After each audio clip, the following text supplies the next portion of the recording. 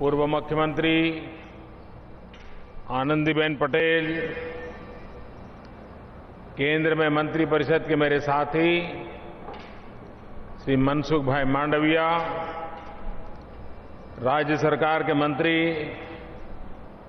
श्री चिमन भाई सापरिया, जयेश रादड़िया, जसा भाई बराड़, यहां की सांसद पूनम बहन, जूनागढ़ के सांसद राजेश भाई, राज्यसभा में हमारे साथी चुनी भाई गोहिल और हमारे यहां के विधायक शिव शिव शिव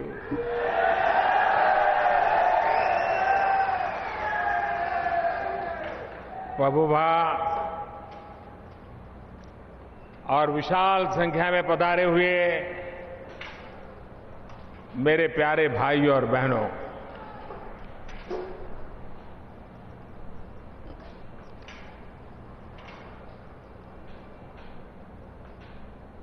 કેમ કેવું લાગે છે?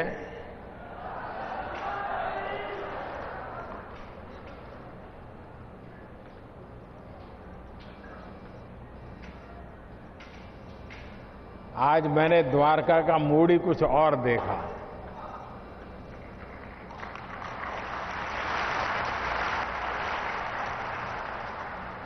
चारों तरफ उत्साह, उमंग,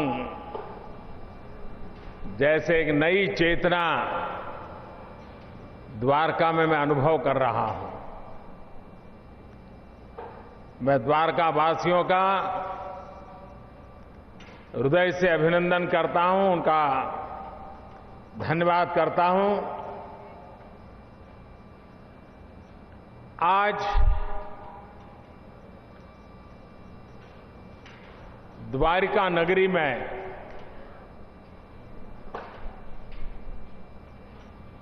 जिस काम का आरंभ हो रहा है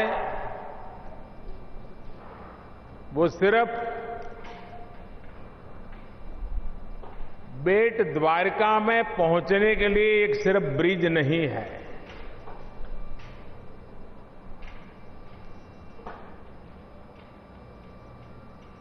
सिर्फ एक ईंट पत्थर लोहे से बनने वाली एक स्ट्रक्चरल व्यवस्था है, ऐसा नहीं है। ये ब्रिज बेट द्वारिका की सांस्कृतिक विरासत के साथ उस हजारों साल पुराने नाते को जोड़ने की कड़ी के रूप में आज उसका कार्य हो रहा है।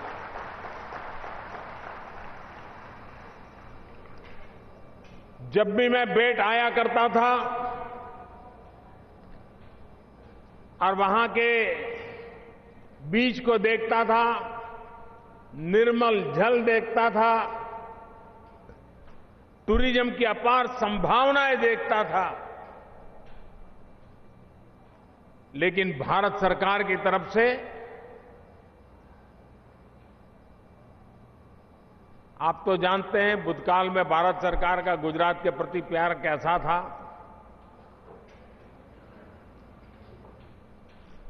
कितनी कठिनाइयों से हम समय बिताते थे, मुझे बराबर याद है।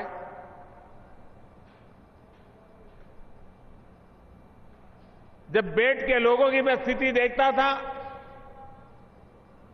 सूरज ढलने से पहले ही सारे काम पूरे करने पड़ते थे, रात को आवागमन बंद हो जाता था और वो भी पानी के मार्ग से ही आना जाना पड़ता था, मजबूरन जिंदगी गुजारनी पड़ती थी। अगर कोई अचानक बीमार हो जाए और उसे अस्पताल पहुंचाना है और अगर वो रात का समय हो तो कितनी दिक्कत होती थी, वो मेरे बेट के प्यारे भाई बहने भली भांति जानते हैं। और इसलिए एक ऐसी व्यवस्था जो देश भर से आने वाले यात्रियों के लिए एक बहुत बड़ी सौगात हो, एक ऐसी व्यवस्था जो बेट के नागरिकों के लिए जो सामान्य उनकी जरूरतें हैं उसको पूरे करने वाली हो, एक ऐसी व्यवस्था जो बेट से जुड़े हुए समुद्री तट के बीच को एक बहुत बड़े टूरिज्म के क्षेत्र के रूप में विकसित करने की संभावनाओं को बल दे। और अगर एक बार यात्री आए तो ठाकुर जी के चरणों में सर झुका करके भाग जाए तो उससे द्वारका की इकोनॉमी को ज्यादा लाभ नहीं होता। लेकिन अगर वो रात को रुकता है, 2 दिन रुकता है, तो 1000-2000 रुपया खर्च करता है तो द्वारका के आर्थिक व्यवस्था में गरीब से गरीब को रोजगार मिलता है।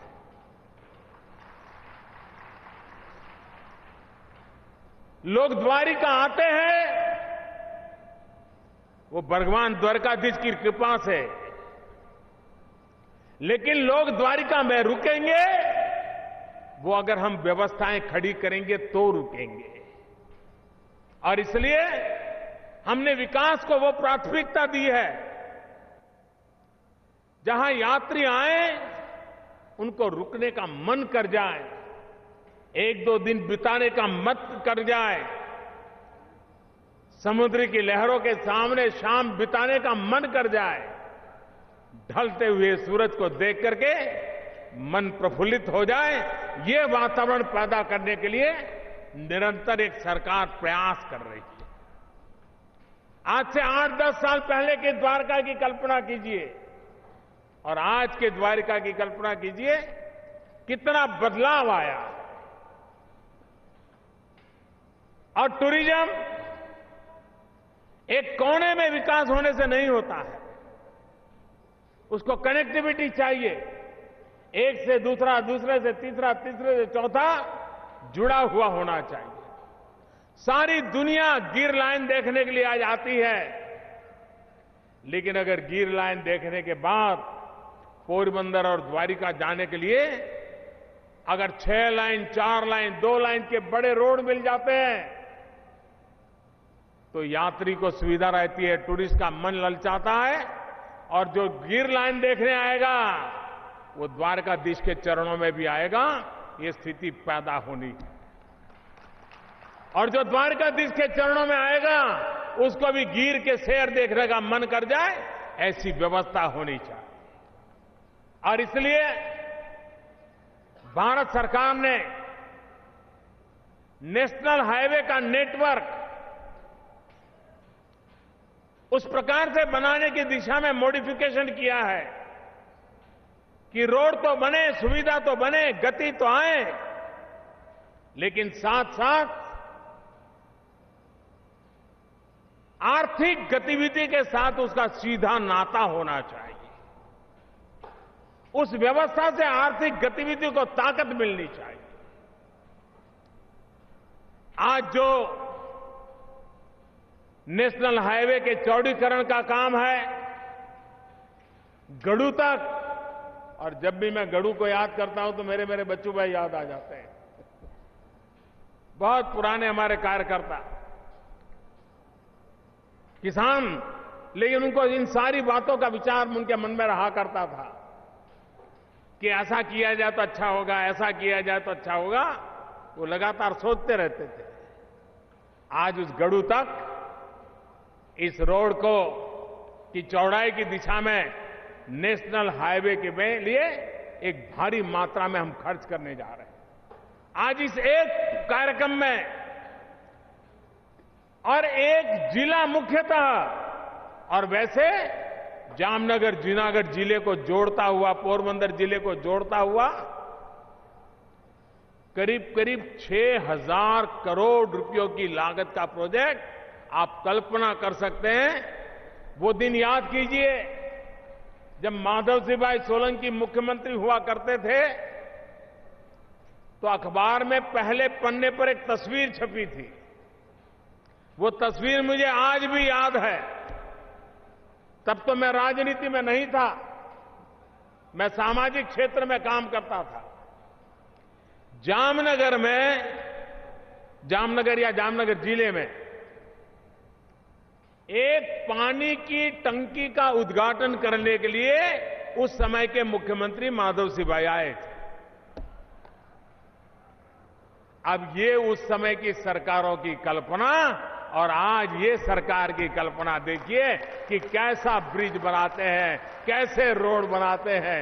एक पानी की टंकी के उद्घाटन करके पूरे पेज की एडवर्टाइजमेंट देना, पहले पेन पर तस्वीर छपना, उनके लिए विकास की सोचने की सीमा भी इतनी मर्यादित थी। दुनिया बदल चुकी है और इस बदली हुई दुनिया में विकास को नई ऊंचाइयों पर ले जाना हर भारतीय दुनिया के सामने सीना तान के खड़ा हो सके, ऐसा हिंदुस्तान बनाने का सपना हर हिंदुस्तानी का है। ये सपना सिर्फ नरेंद्र मोदी का नहीं है, 125 करोड़ देशवासियों का सपना है। मैं तो सिर्फ अपने सपनों को रंग भरने के लिए, उसको चरितार्थ करने के लिए प्रयास कर रहा हूं, मेहनत कर रहा हूं। ये जो बदलाव की दिशा हमने पकड़ी, विकास को जो नए नए क्षेत्रों में सामान्य मानव के जीवन को बदलाव के लिए हम कोशिश कर रहे हैं, उससे ये परिणाम आने वाला है। मांगरोल और वेलावल हमारे परंपरागत फिशिंग हब रहे। अभी भारत के हमारे राष्ट्रपति जी आए थे, मैं उनका बहुत आभारी हूं कि उन्होंने मांगरोल के अंदर इस काम को गति देने का एक बहुत बड़ा शिलान्यास किया, बहुत बड़ी योजना को आकार दिया है। ये फिशिंग हार्बर आने वाले दिनों में इस पूरे बेल्ट के हमारे मत्स्य उद्योग के लिए एक बहुत बड़ी नई ताकत के रूप में उभरने वाला है। इस पूरा हमारा समुद्री तट ब्लू इकोनॉमी के द्वारा, टूरिज्म की इकोनॉमी के द्वारा, इंफ्रास्ट्रक्चर के द्वारा आगे बढ़ रहा है। उसके साथ साथ ह्यूमन रिसोर्स डेवलपमेंट, मानव संसाधन विकास। मैं गुजरात वासियों से एक भेंट सौगात देने की आज घोषणा करना चाहता हूं।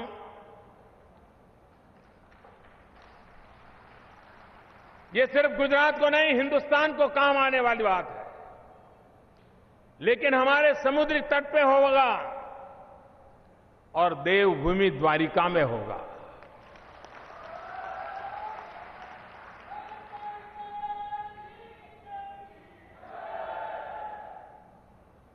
हमारे समुद्री तट की सुरक्षा के लिए मरीन पुलिस एक ऐसा क्षेत्र है कि जिसको भारत बहुत ही आधुनिक बनाने की दिशा में काम कर रहा है। सामान्य पुलिस से वहां की ट्रेनिंग अलग होगी, क्योंकि समुद्र में, समुद्री तट पर 5 किलोमीटर के पूरी सुरक्षा की व्यवस्था से वो जुड़े होंगे। तो ऐसे देश भर के मरीन पुलिस ट्रेनिंग की इंस्टीट्यूट, रिसर्च इंस्टीट्यूट, देश की सबसे बड़ी और सबसे पहली इंस्टीट्यूट ये देवभूमि द्वारिका में मोजप के पास बनाई जाएगी। देश भर से, जैसे जामनगर के अंदर हवाई अड्डे पर हमारी एक ट्रेनिंग इंस्टीट्यूट है एयरफोर्स के लिए, देश भर से लोग उसका लाभ लेते हैं।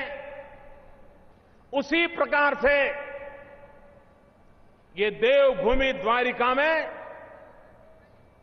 ये मरीन पुलिस इंस्टीट्यूट हिंदुस्तान भर के पुलिस के लोगों की ट्रेनिंग का, और ये भी अपने आप में एक ऐसी इंस्टीट्यूट जहां हजारों लोग रहते होंगे, आना जाना चलता होगा, कितनी बड़ी आर्थिक व्यवस्था भी इसके साथ जुड़ी होगी, इसका आप भली भांति अंदाज कर सकते हैं। भाइयों बहनों, आप सब दिवाली की तैयारियों में लगे हुए हैं और गुजरात में दिवाली का पर्व बड़ा विशेष होता है, व्यापारियों के लिए और विशेष होता है। और मैंने आज देश भर के अखबार देखे, उसमें हेडलाइन है कि दिवाली 15 दिन पहले आ गई। चारों तरफ एक दिवाली का माहौल बन गया। जब कल हमने जीएसटी के लिए अत्यंत महत्वपूर्ण निर्णय किए और हमने पहले दिन कहा था कि एक बार लागू करने के बाद 3 महीने उसका अध्ययन करेंगे और 3 महीने में जहां जहां दिक्कतें आती हैं, व्यवस्था की कमियां होगी, टेक्नोलॉजी की कमियां होगी, नियमों की कठिनाइयां होगी, रेट्स के संबंध में शिकायतें होगी, व्यापारी आलम के प्रैक्टिकल अनुभवों में दिक्कत आती होगी, क्योंकि हम नहीं चाहते हैं कि देश का व्यापारी आलम रेट टिपिज्म पे फंस जाए, फाइलों में फंस जाए, बाबुओं साहब लोगिरी ये दौर हो जाए, ये हम कभी हिंदुस्तान में नहीं चाहेंगे। और इसलिए 3 महीने में जो भी जानकारी आई, उसके आधार पर कल हमारे वित्त मंत्री जी ने जीएसटी काउंसिल में सबको मनवा करके बहुत बड़े अहम फैसले लिए। और मुझे खुशी है कि एक स्वर में हिंदुस्तान के हर कोने में इसका स्वागत हुआ है, और यही तो देश की ताकत है। जब एक सरकार पर विश्वास होता है, निर्णय के पीछे ईमानदारी नजर आती है, तो देश कठिनाइयों के बावजूद भी जी जान से साथ जुड़ जाता है। वो मैं अनुभव कर रहा हूं, और इसलिए मैं देशवासियों का आभारी हूं कि जीएसटी में जो हमने और अधिक सिंपल टैक्स को और अधिक सिंपलर करने का प्रयास किया है, उसका जो स्वागत हुआ है, उसके लिए मैं उनका आभार और अभिनंदन व्यक्त करता हूं। द्वारका ना भाइयों बहनों,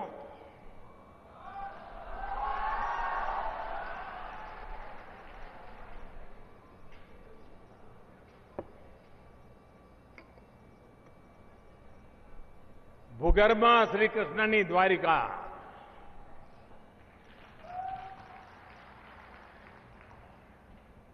દેશવાસી અને દુનિયાભરના લોકોની ઈચ્છા છે કે સમુદ્રના અંદર જઈને ઓરિજિનલ જે દ્વારકા નગરી છે એને જરા હાથ અડકી આવે।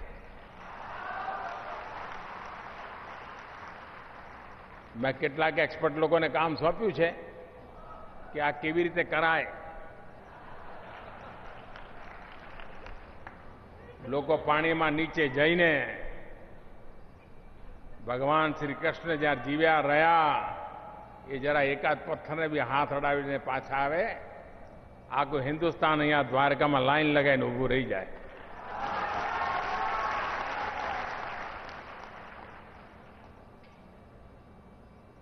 विकास एमनेम ना था भाई।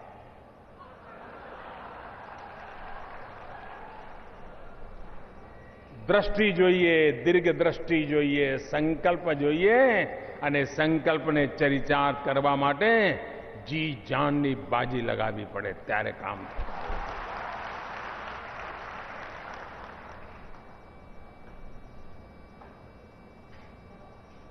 अने आजे देशना कोई पण खूणामां सामान्यमां सामान्य मानवीनी पण अपेक्षा छे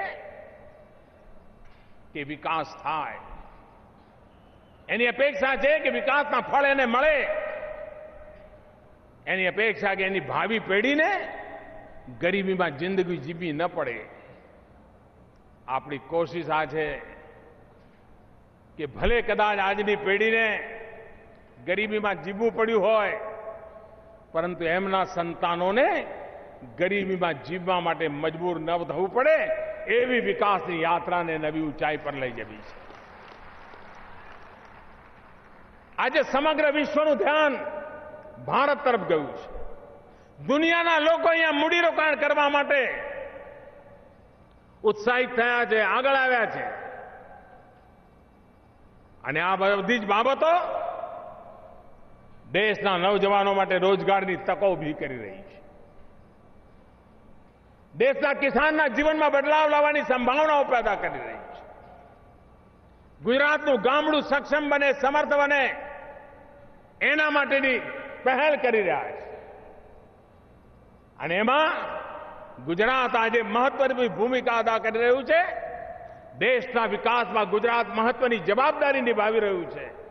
અને એના માટે ગુજરાતના કોટી કોટી જનોને હું વંદન કરું છું, અભિનંદન આપું છું, એમનો આભાર વ્યક્ત કરું છું. અને ગુજરાત સરકારને પણ આ વિકાસ યાત્રાને તેજ ગતિથી આગળ વધારવા બદલ હૃદયપૂર્વક ખૂબ ખૂબ અભિનંદન આપું છું. જય દ્વારકાધીશ, જય દ્વારકાધીશ, જય દ્વારકાધીશ.